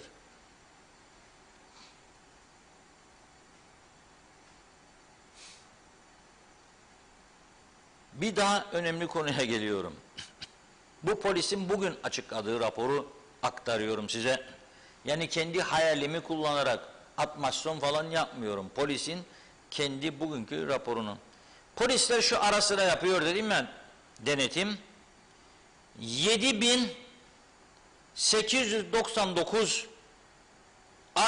aracı durdurmuş. 7.899.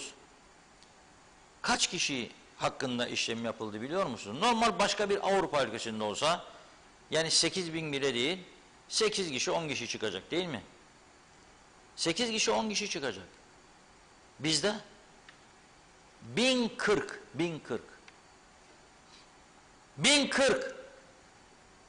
o kontrollerde. Gene sürat. 348 tanesi suçu sürat. 6 tanesi tehlikeli sürüş. 24 tanesi dikkatsiz sürüş. 121 tanesi ruhsatsız. 14 tanesi ehliyetsiz. Ne dedim program başında? Durdurursan, sen kontrol edersen ruhsatsız olanlar çıkar ortaya. Onları zorlarsın. Alınsın dedim, arabayı götürürsün karakola. Çıkarır ruhsatı, gelir arabaya alır, oradan gider. Ehliyeti yok, o da aynı şekilde. 34 tanesi alkollüymüş. 140 tanesi cep telefonunda konuşuyormuş. 94 tanesi trafik işaretlerine uymamış. 17 tanesi trafik ışıklarına uymamış. 63 tanesinin araç muayenesi yokmuş. Gerek yok. Sigortasız 24 kişi. Ve devam eder daha. Şimdi 140 kişi düşünebilir misiniz siz? Tesadüfen yakaladıkları, o diğer durdurdukları polisi görünce zaten cep telefonu atar çekmeceğin içine. Bunlar yetiştirip atamayanlardır. Polis üstüne bastı diye. Yoksa ben iddia ediyorum, o kontrol edilen 7899 araçtan en az 1/3 cep telefonunda konuşur. En az. Veya mesajlaşır. Yolda giderken. Direksiyon üstünde görüyorum. Koyuyor cebi, yazıyor, böyle de gidiyor. Arabada tabii biraz sağa biraz sola zikzak yapar. Işık yakarsan gece veya korna çalarsan gündüz, döner sana bir de fena fena bakar. El gol hareketi de yapar. Söver de içinden. Niçin? Yani sen sevgili falan filan mesajını atacaksın. Yani da beni tehlikeye atacaksın, canımı. Da benim sana korna çalma hakkım olmayacak ya ışık yakma hakkım olmayacak. Önüme geçen zikzak yapıyorsun. Nasıl düzelir bu iş? Hepimiz de bilirik nasıl düzeleceğini. Düzelir mi? Düzelir. İstiyor muyuz böyle bir ciddi devlet yönetimi olsun bu ülkede, yoksa idare-i maslahat ne olacak? O bahsettiğim gönderi çemberiyle Boğaz Kavşağı arası 115'e kadar demişti bizim arkadaş Mustafa. Mustafa'yı dinleyerek 115'in üstünde gitmem ben mesela. 110 ile 112, 113 civarı giderseniz 4,5-5 dakika gönderi çemberi, maksimum 5 dakika. 150 ile giderseniz 3,5-4 dakika. 1 dakika kazanacak diye o basan arkadaşlar basıyor gidiyor. Çünkü devlet korkusu yoktur. Çünkü herkes siyasiyle iç içe olmuştur. Ya muhtar adaydır, ya belediye başkan adaydır, ya aza adaydır, ya parti meclisi üyesidir, ya üyeliğe adaydır, ya milletvekili olacaktır, milletvekiline adaydır, aday adayıdır, ya bakan arkadaşıdır, milletvekili arkadaşıdır, yakınıdır, yeğenidir, şudur budur. Gidiyor da gidiyor. Toplumun bir süre sonra bir bakacak, yarısından fazlası ya bakan, milletvekili, belediye başkanı, belediye meclis üyesi, parti meclis üyesi, parti MYK'sı, aza muhtar, belediye başkanı falan, ya da eski bakan, eski milletvekili, eski meclis üyesi falanlar birleşecek. Bir bakacak, bu toplumun yarıdan fazlası bir makama gelmiş gitmiş. Varsa yeryüzünde böyle bir yönetim şekli, buyursun göstersinler. Nerede var? Var mı acaba? Ben göremiyorum. Varsa buyursun göstersinler. Yoktur. Onun için bu sarhoşluktan uyanmak lazım. Ya karık yedik çizmelerde çıkıyoruz yollara, herkes için maha göresin, tek başına ekler, yahut da şu bu. Yok ya, vazgeçin bundan. Bırakın, kendi kendimizi kandırıyoruz. Artık bu kimliğin de hiçbir faydası kalmadı. Normalde yani hiçbir özelliği kalmadı diyeyim daha doğrusu. Bir saygınlığı kalmadı, siz de biliyorsunuz. Milletvekiliyim dediğinde adam gelip sırtını okşar falan senin böyle. Ne yapalım be Mustafa der sana. Bey de demez artık. Evet, buyurun Funda Hanım. Evet, mesajlara başlıyorum ama öncesinde bir duyuru yapmak istiyorum. Ceyda Temel için 0 negatif ve 0 pozitif kana ihtiyaç vardır. Kan verebilecek olanların Doktor Burhan Nalbantoğlu Devlet Hastanesi Kan Bankası'na Ceyda Temel adına vermelerini rica ediyorlar. Bizler de buradan vesile olalım, duyurmuş olalım. 0 negatif ve pozitif, ikisine de ihtiyaç var. Evet, Vedat Özkan'ın mesajında kalmıştım yanılmıyorsam. Gördüğüm kadarıyla Kuzey Kıbrıs'ta en güzel iş memurluk. Salla başını al maaşını, Türkiye'de de aynı. Farklı değil diyor. Belgin Rıfat hoş geldin dedi. Hoş bulduk Belgin Hanımcığım. Evet, bakıyorum. Mehmet Uluçaylı, devlete girme, yarışma ve sınavla olmalı, ancak o zaman verimlilik olur. Dayı torpili bir an önce kalkmalı demiş. Belgin Rıfat, ben de 2,5 aylık bir dönemde mucizeler yaratılamaz. bence diyor. Üstelik ilk defa hükümet bu kadar borçlu sanırım. Ya da geçmişte de olduğumu bilemiyorum. Eski bir söz var. Taşıma suyla değirmen dönmez derler. Yücel Barbaros, karmadan neden korkuyorlar? Seçmen partili olmak zorunda değil. Karma en demokratik seçim şeklidir yazdı. Ulus Gülay Caba Caba, iyi akşamlar, iyi yayınlar. Pazar günü hanımla hükmettik, bir Mausa Boğaz'a gidip gezelim. Deniz kenarından gittik. Oraya gitmişken bir restorana gittik. Balık yiyelim dedik. Afiyetler olsun. Baktık ki restoran kalabalık. En az 20 personel çalışıyor. Restoranın sahibi dahil hiç kimse maske takmıyordu. Biz de bu hastalığı böyle mi yeneceğiz dedik. Allah yardımcımız olsun diyorum. Evet, Semray Erensu, Reşat Bey, biz güneye geçip grip aşılarımızı yaptırdık. O tarafta aşı çok dedi. Salih Mullalı, o makama oturmak marifet değil, icraat yapmak, emek vermek, halka hizmet için üstün çaba göstermek gerekir. Belgin Rıfat Ercan, havaalanında yapılan PCR ya da hijyen testlerinin, antijen demek istedi herhalde, testlerin yapımına hiç gerek yok. Zaten uçağa binmeden önce herkes toplu halde yolculuk yapılacağı için her türlü tedbiri alıyor. Bence orada boşu boşuna hem personel hem de maddi kayıp oluyor. PCR testler yerine grip aşıları ve kanser hastalarının ilaçları alınabilirdi. Bunları düşünmek o kadar zor mu demiş. Mehmet İnancı, hoş vakitler değerli dostlar, hayırlı yayınlar diliyor. Koronasız günlere inşallah dedi. Çok teşekkür ediyorum Mehmet Bey. Hepimize Tema Yavaş, donuyoruz Londra'da Reşat Bey. Soğuk, çok soğuk. Gelişleri kolaylaştırsınlar. Çok insan gelecek Kıbrıs'a yazdı.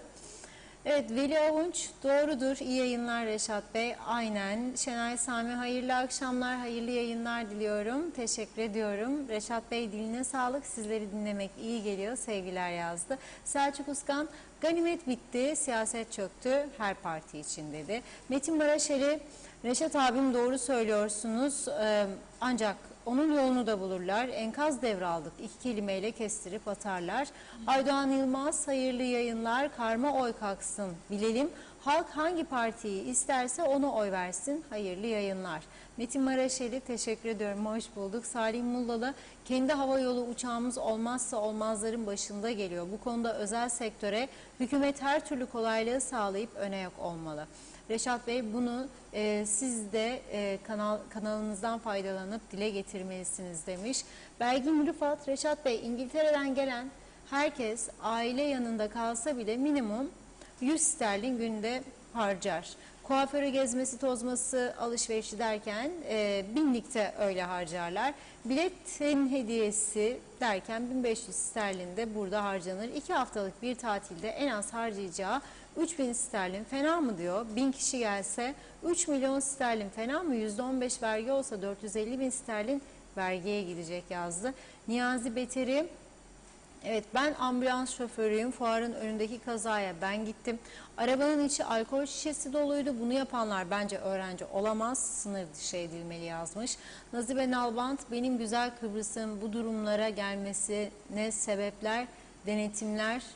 Denetimlerde çok üzerine gitmedikleri için istediklerinin üzerine gidiyorlar denetlerken, istemediklerinin üzerine gitmiyorlar, yapmıyorlar. Böyle olunca da ülkemiz nasıl kalkınacak?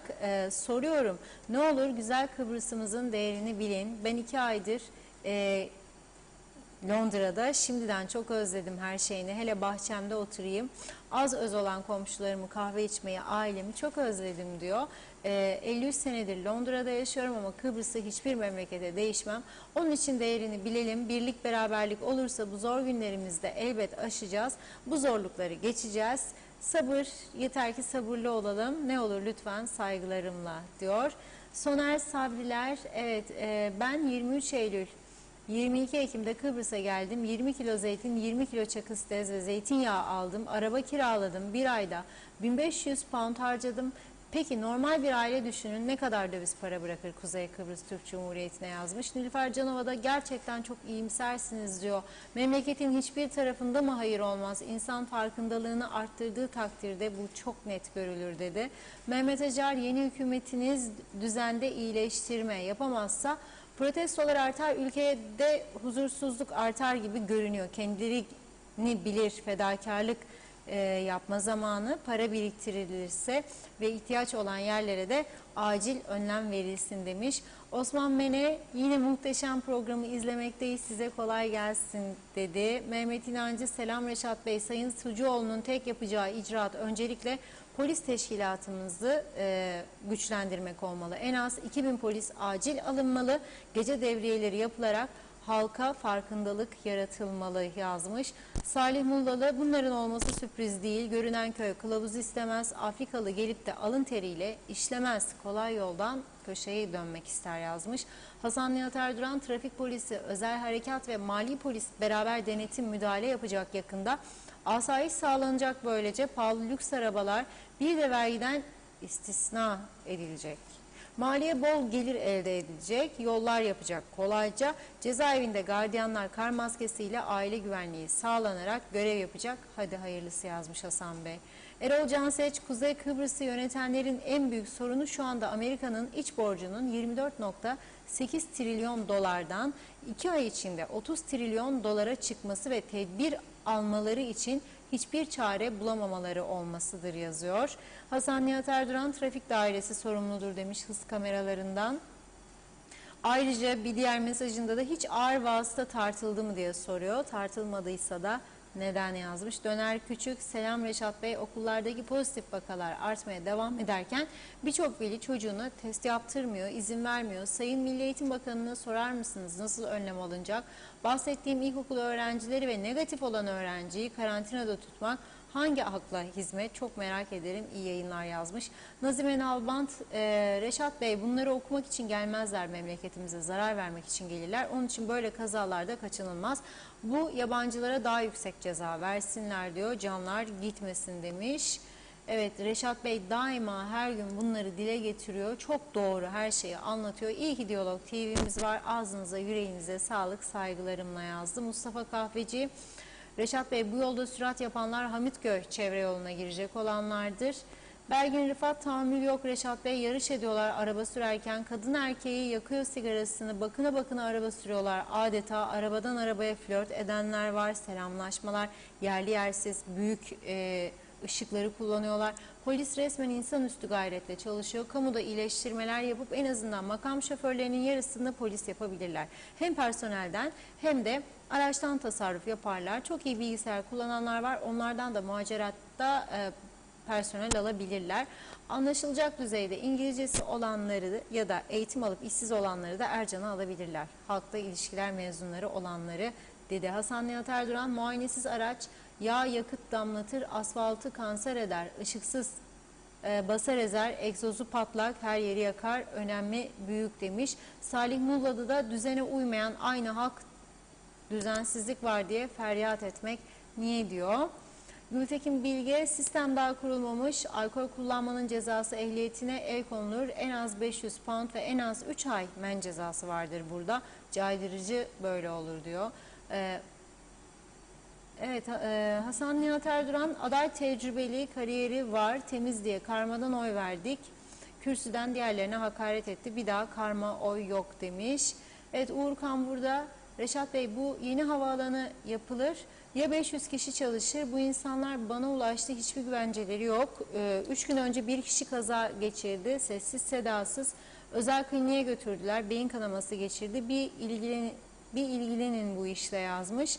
Bir iki mesaj var, tamamlayacağım. Abi Hüseyin, Kıbrıs'ın kuzeyinde pandemi bitmiş gibi diyor. Vedat Özkan, bugün evet TV kanallarında vekillere niye meclise gidip nisabı sağlayıp yasalar çıkarmıyorsunuz, çalışmıyorsunuz diye sordum. Hiçbirinden tatmin edici cevap alamadım. Demek ki Kuzey Kıbrıs'ın en büyük sorunu siyasal anlayış ve çalışma sorunudur. Ekonominin kötü olması ayrıdır. Daha da kötüye götürmek meclisin çalışmamasıdır diyor. Fevzi Mehmetçioğlu da iyi akşamlar, iyi yayınlar diledi. Nevin Aşkım da teşekkür ediyorum. Evet, bir şey söylemem lazım diyor Nevin Hanım. Pazar günü İngiliz pazarında aşı olmayalım diye resimler dağıtıldı. Gerçekse birçok hastalığa yol açıyormuş. Ne diyorsunuz diyor. Vedat Özkan da güzel bir programda herkese iyi akşamlar demiş. Aydın Ökler de bakıyorum iyi yayınlar diliyor. Hasan Berhas, bu ülkenin insanları sağcı solcu dinlemeden sadece bir partiye destek vermeleri lazım. Seçtikleri parti eğer iş yapamazsa diğer seçimlerde başka bir parti seçsinler Böylece en doğru iş yapan partiyi buluruz dedi. Mehmet İnancı'nın bir sorusu var Reşat Bey'e. Londra yolculuğunuz yakın mı diyor. Salih Mullalı da ters yönden giden trafik sisteminden gelen ülkelerdeki sürücüler ehliyet testine tabi tutulmalı demiş diyorum ve burada mesajlara ara veriyorum. Evet Reşat Bey. Evet, çok teşekkür ediyoruz. Tezer Dilaver Bey de bu yabancı uyruklu öğrenciyi, tabii öğrenci olarak gelip gerçekten öğrencilik yapan da var ama bir ülke için söylüyorum. Özellikle herkesin olduğunu, bir ırkçılık yapmış gibi görünmeyeyim. Ama ezici birçoğunun okula falan hiç gitmediğini herkes biliyor. Çok lüks arabalar var bazılarında, bazıları çok perişan vaziyette, ucuz çalıştırılıyorlar, kayıtsız, kaçak falan filan. Niyet olursa 1-2 hafta içerisinde her şey aydınlığa çıkabilir. Niyet lazım. Ve bazı polis arkadaşlar diyor ki 5 tanemiz diyor, yani 5 polis bir tanesini zor zapt ediyoruz diyor. Daha ciddi sıkıntılara gelecek. O bazı kurdele kesmeye giden arkadaşlar var, siyasetçiler. Seçimde destekle bizi de falan da filan da, sanki de yani kazandığında da bir makama da geldiğinde çok büyük bir olaymış gibi. Ne olacak? Aha geliyor gidiyor. Ali Bey gitti gene geldi. Ünal Bey 2 ay Ulaştırma Bakanı, 8 ay Sağlık Bakanı, onu da gönderdi. 2 ay sonra gene gelebilir. Gider gelir gelmez falan. 2 ay bakan oldum ya, 8 ay. Ne olacak? Eğer hizmet veremiyorsan. Eğer hizmet veremiyorsan. Neyse. Bir izleyicimiz yazdı, gözüme ilişti. KTKMB diyor, herhalde Kıbrıs Türk Kooperatif Merkez Bankası demek istiyor müdürü. 150.000 sterline kurşun geçirmez makam aracı aldığı doğru mu diyor. Vallahi yeni duyuyorum, bilmiyorum. Eğer böyle bir şey yaptıysa çok yanlış. Ben burada grip aşısı bulamazken vatandaşıma, param yok, kanser hastasına ilaç bulamazken ben hastanede yaşlıların oturabileceği bir sandalye koyamazsam, sen 150.000 sterline, ben dahi kim olduğunu bilmiyorum da kurşun geçirmez aracı ne yapacaksın sen? Neyin? Ne yapacaklar sana yani? Senin Kooperatif Merkez Bankası Başkanı kim ise ben dahi bilmiyorum. Yanlış bir şeydir. İnşallah böyle bir şey yapmamıştır. İnşallah diyorum. Ama araştıracağız bunu. Araştıracağız. Gene bir gelen güzel mesajlar uyarıcı. Güneyde diyor, grip aşısı eczanelerde diyor 14.65 eurodur. İstersen orada yaparlar diyor. Veya istersen diyor, varsa diyor buzdolabın götürün. Yani termos gibi bir şey. Onun içine koyarlar, kapatırsın, getirirsin, burada aşını yaparsın diyor. 14.65, ama ben bütün vatandaşlara düşünerek söylüyorum. Herkes güneye gidemez. Herkes güneyde bu parayı verip aşı alamaz. Çünkü bu 14.65 160-170 liradan söz ediyoruz. Yani kolay değil. Onun için devletin bunu yapması en doğru olandır. Şimdi o pozitif mesajı da dikkate alarak, dün gece bir arkadaşım dinletti bana, ama bir hafta önce de dinletmişti. Dün gece farklı bir şekilde izledim, görüntülü tabii. Şimdi böyle dünyada artık popüler olan müzikli bir oyun vardır. Nedir bu? Bir dans vardır. Jerusalem'a dans, Kudüs dansı anlamında söylüyorum.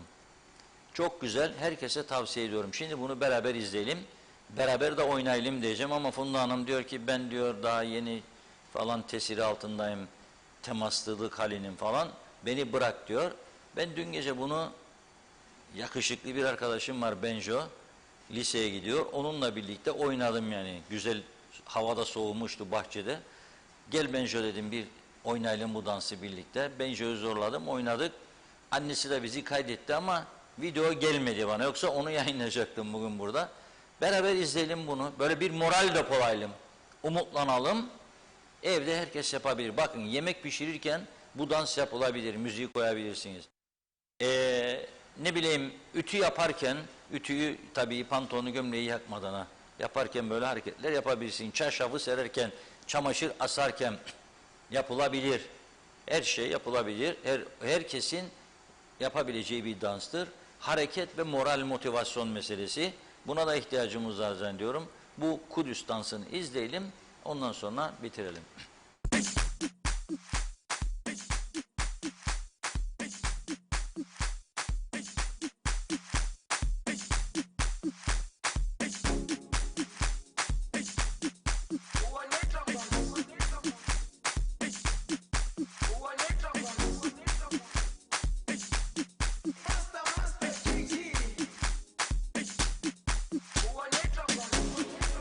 Jerusalema ikhaya lami ilondoloze uhambe nami zungangishilana Jerusalema ikhaya lami ilondoloze uhambe nami zungangishilana dawo yami ayikholana buso wami awukholana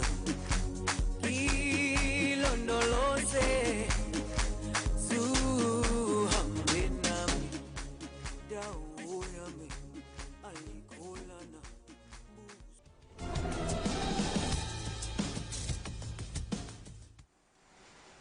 Evet, herkese tavsiye ediyorum. Tabii çok değişik şekilde de oynuyorlar. Bu arkadaşlar bunu buldular. Telife girmeyen ama yarın size ben bir başka bir özel, yerli, %100 yerli üretim bir video yayınlamaya çalışacağım. Gördüm bir yerde.